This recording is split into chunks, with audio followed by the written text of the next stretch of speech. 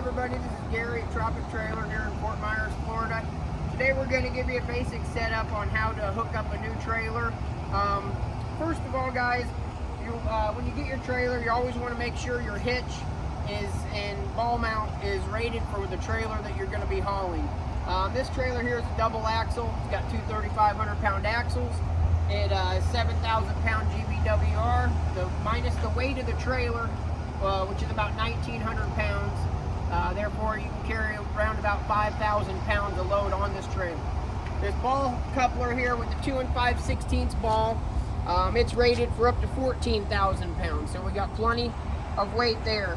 These aluminum hitches, guys, I see a lot of guys with the aluminum hitches hauling big 18 and 20K trailers.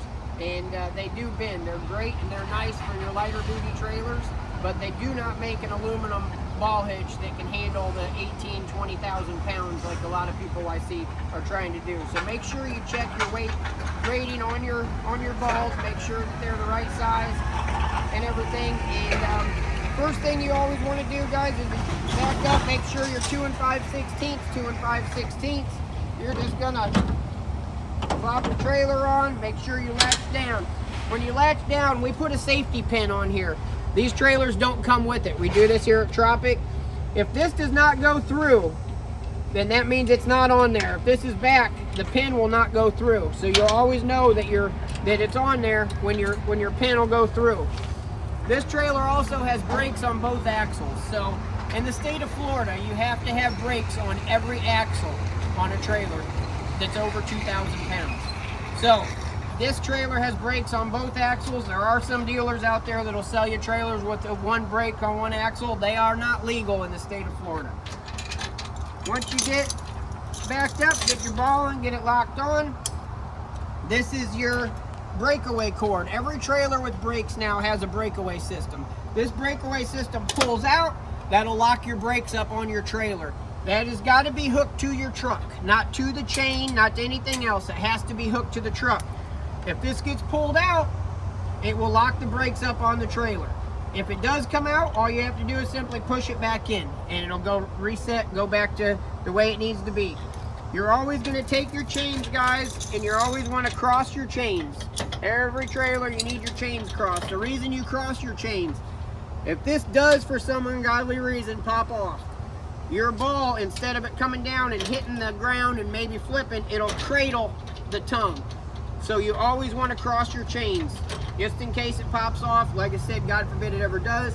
But if it does, this will cradle the trailer and make it to where you can get it stopped and be good still. Now this trailer, since it has brakes, it has got a round 7. If your trailer has a flat 4, it does not have brakes. So the round 7 is the brakes. The trailer with brakes, you simply just plug it into the back of the truck here, and then you're hooked up. Now, the brakes on these trailers, guys, they come from the factory. They're self-adjusting brakes.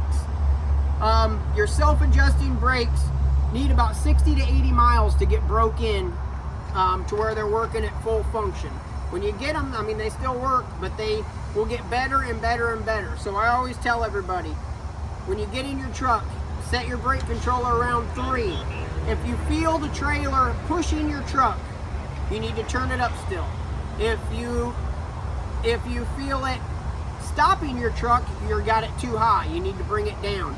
The scale goes from 0 to 10. A lot of these trailers are 2.5, 3.5, or 4 on the setting. And like I said, they will get better. If you leave here and it's on a 4, you're probably going to turn it down to a 3 after about 60 miles because the brakes will self-adjust and seat in and work better. Other than that, you want to make sure that your jack is all the way up so it does not hit the ground when you're traveling. Spin that all the way up, and here's your breakaway cord. Your breakaway cord needs to go right where your chains go. We hook it right through, and then we have a carabiner on here. We just hook it back on the carabiner and just let it sing like that. It stays just like that.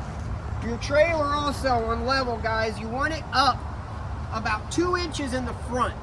So the front of your trailer you want sitting up about 2 inches, dead level to 2 inches. Usually when you put a load on here, it's going to settle a little bit.